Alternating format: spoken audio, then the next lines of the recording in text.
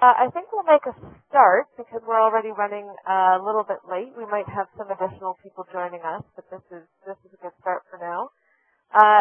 So thanks to everyone for your interest in this webinar. Hopefully the first of many that will be hosted by TTI. And we're hoping that these bi-weekly webinars will allow all of you to easily engage and share with presenters and with each other on a range of topics. And as this is the beginning, we just open up the webinars to any grantee institutions supported by the ThinkTank initiative, but may in future open them up to a wider audience. And over the next few months, we'll have a mix of 3 different formats for the webinars. First, they could be topic-driven and provide a space for sort of a spontaneous discussion amongst many different people. An example of that might be a discussion on what a post-MDG development agenda might look like. The second format we're envisioning is author or guest speaker-driven. So perhaps a member of the ThinkTank Initiative's International Advisory Group may come on to discuss a particular subject of particular interest to them, or we may ask an author of a book or article related to ThinkTanks to do a webinar for us. The third format is the one that we're doing today, which is practically driven. So this is, I'm very pleased to introduce to you all Caitlin Miles, who will be giving us a presentation on Google Analytics. Caitlin is extremely well known to the ThinkTank initiative, having worked as a program management officer for a number of years with the program. She left about a year ago to move to Montreal to pursue working as an independent consultant. And she now specializes in monitoring and evaluation, data modeling, and making technical and quantitative ideas accessible to a general audience, which is great for us, in particular for today.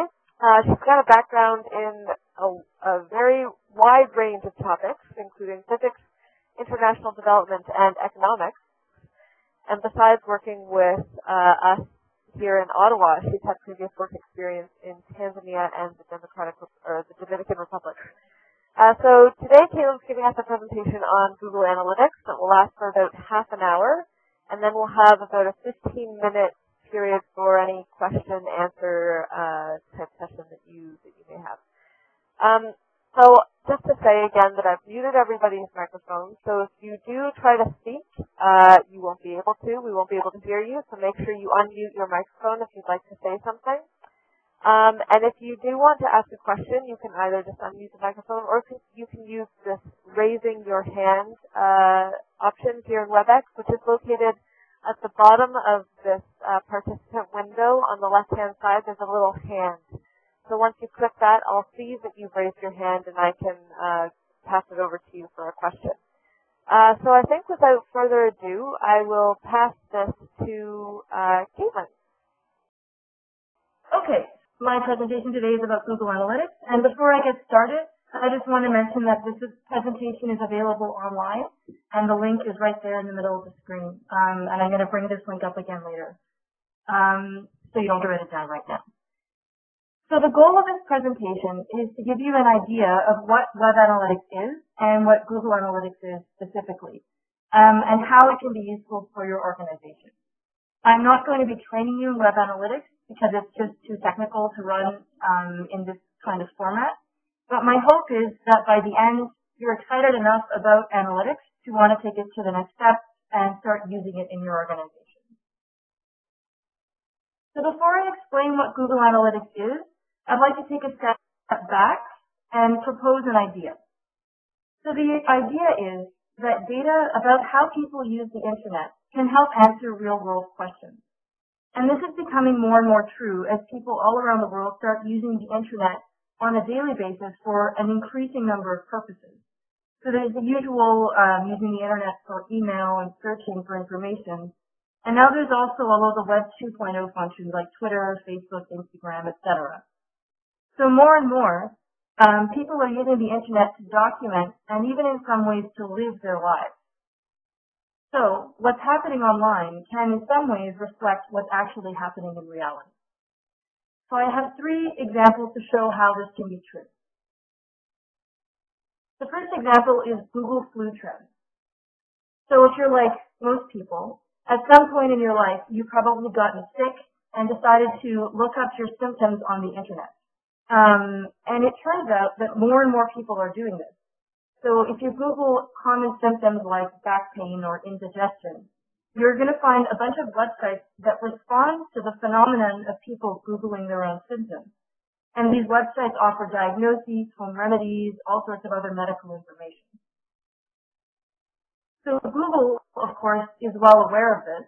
And what they decided to do is to start tracking trends in searches for common keywords for a very common illness, the flu. So what they're doing is they're basically looking at trends in people searching for words like fever, sore throat, etc. And what you're looking at right now is the results of Google Flu Trends for Canada. So at the top of the screen, there's a chart that shows the dark blue line is the information for this year, and the lighter blue lines are the information for previous years. And you'll see a big spike in 2009 that corresponds to the H1N1 outbreak.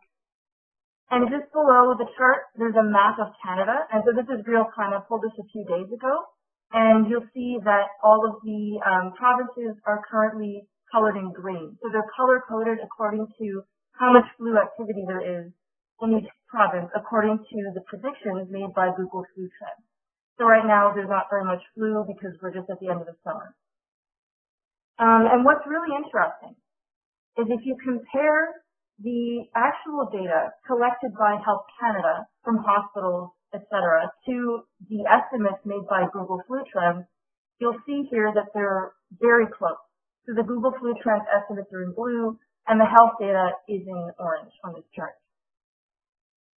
So very quickly, here's another example. I picked South Africa because it's in the southern hemisphere, so it's in the middle of the flu season right now. And again, you'll see the spike for 2009, H1N1, and you'll see that a couple of the provinces in South Africa are color-coded in orange because there is a high amount of flu right now going on there. And once again, the flu trends estimates are very close to the actual data for South Africa. So what's the point of this? Well, basically, what Google is doing is they're using online behavior, so people's search terms in Google, in order to try to show what's going on in reality. And this turns out to be really useful because the Google Flu Trends are in real time, whereas the data, the official data from the government, tends to lag behind by a couple of weeks. So Google Flu Trends has the potential to help countries detect and react to flu outbreaks as they're happening, instead of a couple of weeks after they've already begun. So another example is the Twitter earthquake detector, and that comes from the U.S. Geological Survey. So basically, what they're doing is pretty much in the same way as Google Flu Trends. They're looking for the keyword earthquake whenever that shows up in a tweet on Twitter. And what's interesting is that more and more people are geocoding their tweets. So that means that they attach to their tweets the information of where geographically they're located. So apparently a lot of people, their first reaction when there's an earthquake is to tweet about it. And what they're looking for in this earthquake detector is they sort of scan the world for any outbreaks of the word earthquake on Twitter. And again, it's really useful because this is real time, it's live. Whereas the scientific alerts can take, depending on where the earthquake is happening, can take between 2 and 20 minutes to alert people to the fact that there's an earthquake going on. My third example actually comes right from Google Analytics. So what you're looking at here is a chart of visits to the IDRC website in early 2011 from people whose IP address is in Egypt. So people from Egypt visiting the IDRC website. And as I'm sure you'll remember, in early 2011, Egypt was in the middle of a revolution. And around the end of January, the government decided to abruptly just switch off the internet for a couple of days in an attempt to stop the uprising. Because, of course, people were using the internet, Twitter, email, Facebook, to organize some of the protests. So the very insignificant side effects that this had for the IDRC website is basically a flatlining in visits to the website by people from Egypt. during that time. So these three examples just illustrate that information about how people are using the internet can really tell stories about what's happening in reality. So what? So what's the application for think tanks and research organizations? Well, a lot of research organizations have common goals. So, as I was saying, these are some of the goals that research institutions have in the real world. And what a lot of organizations do is they use online actions in order to try to achieve these goals. So they'll send out mass emails, they'll post on websites, on message boards, Twitter and Facebook, etc. And as I'm sure you know, this takes a lot of time and effort. But if you're not using some kind of web analytics, it's really impossible to know whether you're achieving your goals, whether you're actually reaching the people you want to reach and engaging with them. So that's where web analytics comes into it. So web analytics, by definition, is the measurement, collection, analysis, and reporting of internet data for the purposes of understanding and optimizing web usage. So in other words, when you have web analytics working on your website, it gives you access to lots of data about your website visitors. And it gives you access to lots of details if you know where to look. So for example, web analytics can help you understand who is visiting your website. It can't tell you the individuals that are visiting your website, but it can give you information about the aggregate. So for example, what country do your visitors come from? And are they coming from big institutions like the World Bank or from universities? Web analytics can also tell you how people arrived at your website. So did they click on a link from an email or a tweet? Or did they click on a link on a different website to arrive at your website? Or did they use a search engine like Google or Yahoo to find your website? And if they did, what keywords did they use?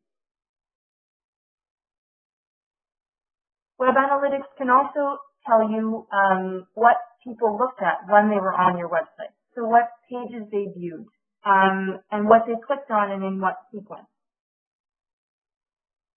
And then finally, it can tell you how long people stayed on your website before they left. So web analytics, while not perfect, is a way to help you begin to answer these questions about the people visiting your website. So here's a quick example of how web analytics can help improve the effectiveness of your communication. And this example comes from IDRC. So every couple of weeks, IDRC sends out the IDRC Bulletin, which is basically just an online newsletter. And so what they do is in this bulletin, they put in several links to the IDRC website, and they track how many people click on these links. So what you're looking at here is 6 different graphs from 6 different IDRC bulletins that were sent out. And as you can see, at the beginning, just after they're sent out, there's a lot of clicks through to the website, and then it kind of trails off throughout the week. So something communications noticed at IDRC is that if they sent out the bulletin on a Friday, they got a slightly smaller jump in visits on the Friday, and then an even smaller jump on the following Monday. Whereas if they sent it out in the middle of the week on Tuesday or Wednesday, they got a higher jump in visits to the site, which just trailed off gradually throughout the full week. And they noticed that the bulletin that they want sent out just before Easter weekend, which is a 3-day weekend, got way fewer visits than normal. And they also had a much smaller bump immediately and an even smaller bump on the following week on the Tuesday. So this follows the basic weekly pattern that you see for a lot of websites. So basically what you see is that there's a lot of visits at the beginning of the week on Monday, and it sort of starts to trail off towards the end of the week, and then on the weekend it's much lower. So this is a pretty distinct pattern that you see for a lot of websites.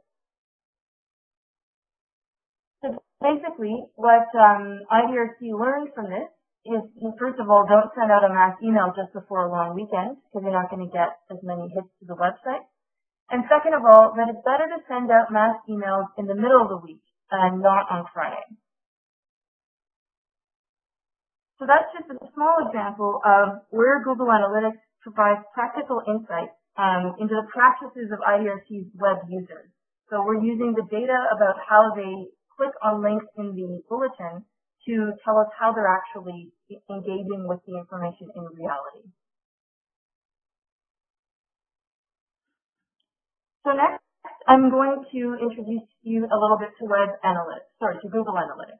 Now, Google Analytics is just one type of web analytics that's used quite commonly. It's great, it's robust, and it's free. So when you first log into Google Analytics, this is the kind of thing that you'll see. At the top, there's a graph, and this is just showing you all of the visitors to the IDRC website. And again, you can see the pattern, and the data corresponds to a period of time, which is in the top right. So everything on this page corresponds to the time period between January 9th and February 9th, 2011. And then at the bottom left here, you see some additional data and statistics about the visitors to the website. So I'm going to go through what these different indicators mean. But first, I just want to make sure that the difference between web page and website is clear, because I'm going to use these terms a little bit. So a web page is an individual page of information that can be seen in a web browser. And a website is a collection of related and interlinked web pages. So your institution has a website that is made up of a number of different web pages. So I want to talk first about 3 different indicators that are proxies for the volume of interest in your website. The indicators are page views, visits, and unique visitors.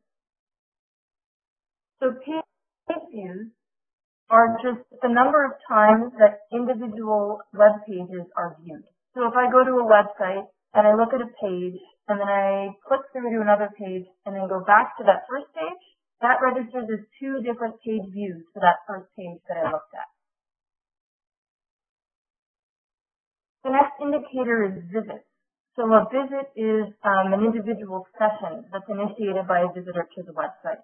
So that means if I go onto your website and I click around and look at 10 different pages and then leave, that's 10 page views, but only 1 visit. And then unique visitors is actually the number of individuals who visited your website. So this is a little bit inaccurate, because the way they figure out if you're a unique visitor is by your what's called an IP address. So if you look at a website from your work computer and then again from your home computer, you're considered to be 2 different unique visitors. So it's not 100% accurate, but it's still a good indicator of how many people are actually visiting your website. So these 3 indicators are proxies for the volume of interest in your site. And now we can also look at proxies for engagement with content on the website. So the 3 indicators I want to look at are average page views, time on the site, and the bounce rate. So average page views is just the average number of pages viewed per visit. And in general, you want this to be higher, because the higher it is, the more people have clicked around on the website and looked at different content. The time on site is the length of time between the first session event and the last event. And an event is just whenever you click on something on a web page. So this gives you an idea of how long people spend on the site. And the higher this is, in theory, it means that the longer people spend on the site, so probably it means they're actually reading more of your content and engaging more with your website. And then finally, we have the bounce rate. The bounce rate is the percentage of visitors who left the website after viewing only 1 page. So for example, if I go to a website and I don't see anything I'm interested in and I just leave without clicking on anything, that's considered a bounce. So in theory, what you want is for your bounce rate to be lower, because that means that more people went to your website and actually clicked through and started reading some of your content. So those three indicators are proxies for engagement with the content. And next we have a proxy for new interest, and that's just the percentage of new visits. So people who visit the site and have never visited before. And again, this is a little bit inaccurate because analytics depends on something called cookies, which some people disable in their browsers. So if cookies are disabled, it means that every time you visit a site, you're considered to be a new visitor again. So what's important in new visits and in a lot of these statistics is to look at the trend rather than the absolute number, because the absolute number can sometimes be a little bit misleading.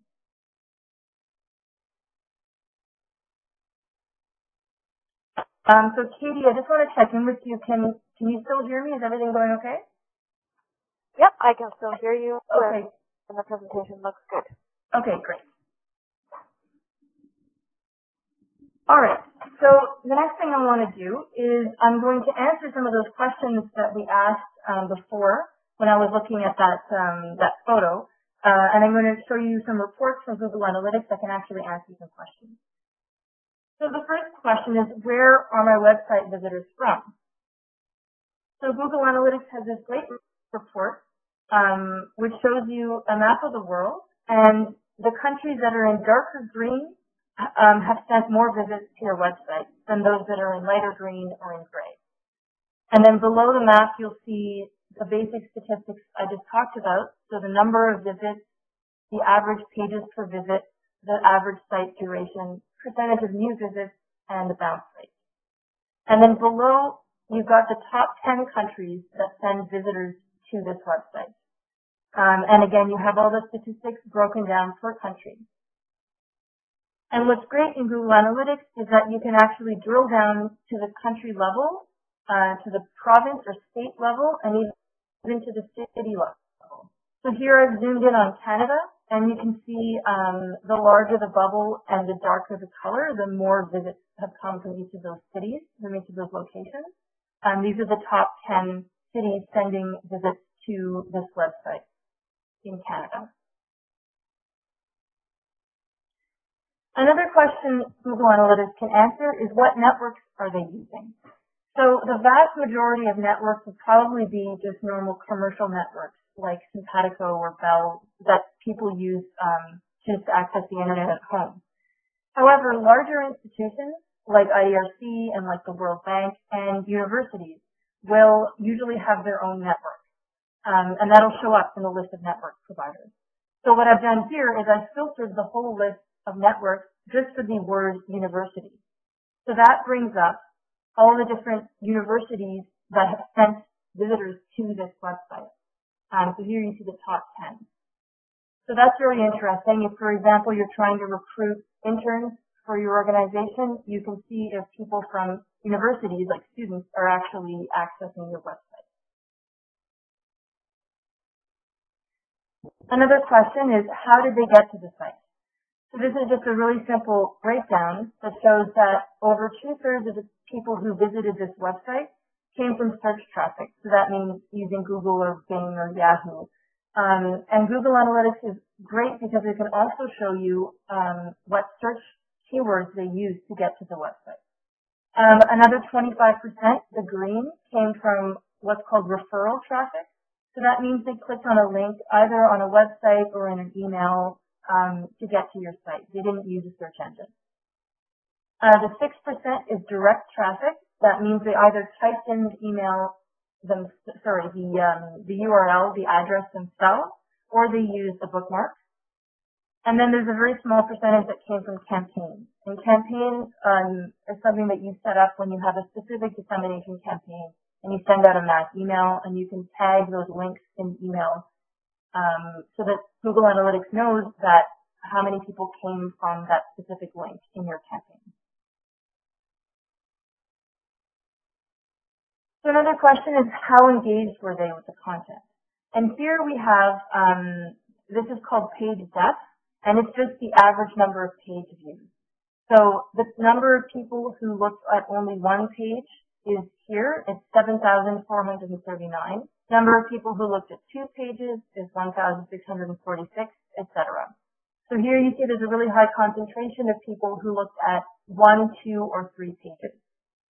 And in this context, this data is actually from a blog. So that's not necessarily a bad thing that they only looked at 1 page, because people usually just come and look at your latest blog post and then leave.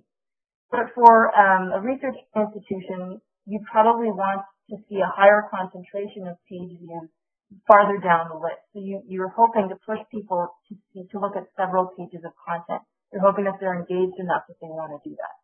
That's a way to look at engagement. And then finally, a really important one is accessibility. Can they see the website properly? This is more technical, but it's very important. So, for example, you can tell what the screen resolution was for people visiting your site. So, a lot of modern websites are made for people who have big, expensive, high-resolution monitors and laptops, but there are still a lot of people who don't have very high-resolution monitors. And you have to make sure that your website looks good for those people. And this report can actually tell you what you should be aiming for in terms of how good your website looks in different resolution monitors. Another point about accessibility is the browser and the version. So Google Analytics can show you not only what browser people were using, Internet Explorer, Firefox, or Chrome, but they can also show you what version of the browser they were using. Because there are a lot of features in modern websites that may not work properly on older browsers. So another thing for accessibility is to see whether your visitors are able to use all of the functionalities on their website, depending on what version of the browser they're using.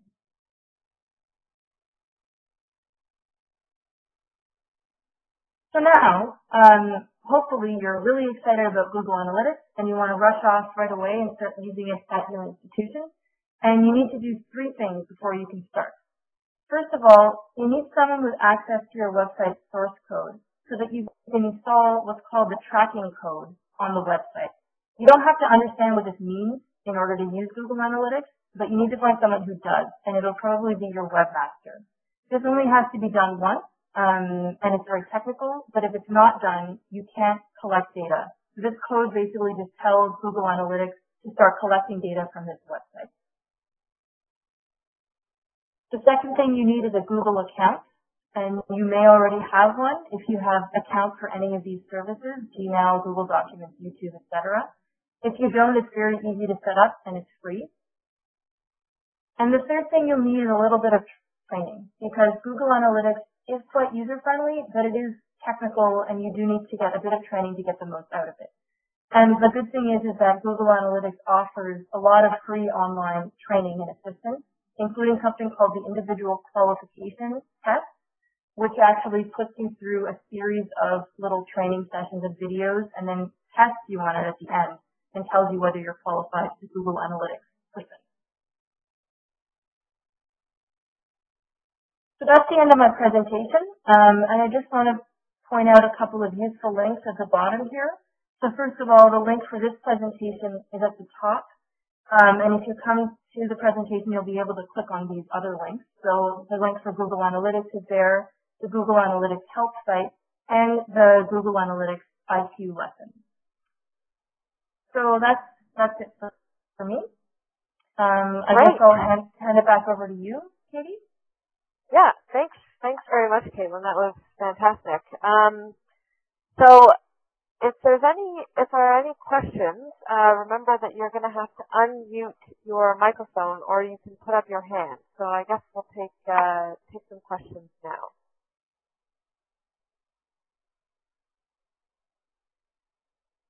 If there are any. Okay, we've got Gabriel. So go ahead, Gabriel. Yes, I have a question. In our country, in Honduras, only 11% of the population has access to the internet. So, have you in IDRC, have you in your work experience, have you develop like a strategy or method that can boost the use of internet in a country that doesn't have too much access for the population. That's all. Thank you. Thanks.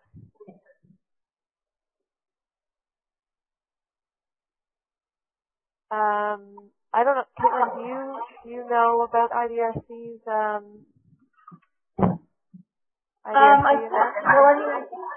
IDRC has done some telecenter work, haven't they?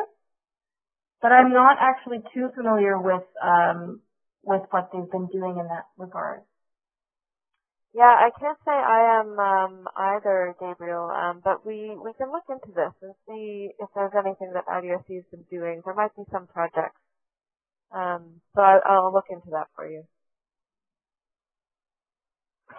Any other questions?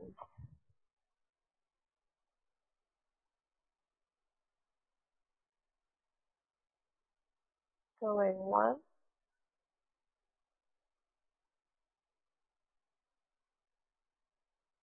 Okay. I guess that's it for now. But if you do have other questions for Caitlin later on, we can always make her available to you to answer some. I'm sure she'd be happy to answer some through email. But if that's all for now, I guess we'll end it here. Oh, Gabriel has one more question. Hold on. Okay. Yes, I'm sorry. I forgot this another question. How can you, with the use of YouTube, here in Portugal we have a YouTube channel. Can you still use it in the Google Analytics? Can you still make some analysis and some trends about the YouTube channel? No, Google Analytics you can only use for your own website or for links that people are clicking on to get to your website. So I think YouTube has its own little analytics thing where it'll show you how many visits you've had, and it might even show you where they're coming from.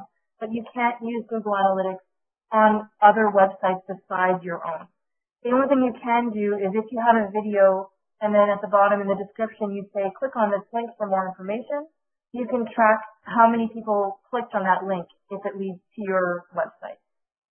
So Google Analytics you can only use on your own institutional website.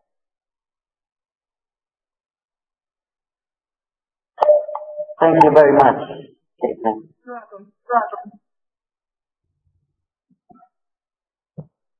Okay, so Caitlin, thank you so much for this presentation. It was really great. I think we all probably learned a lot.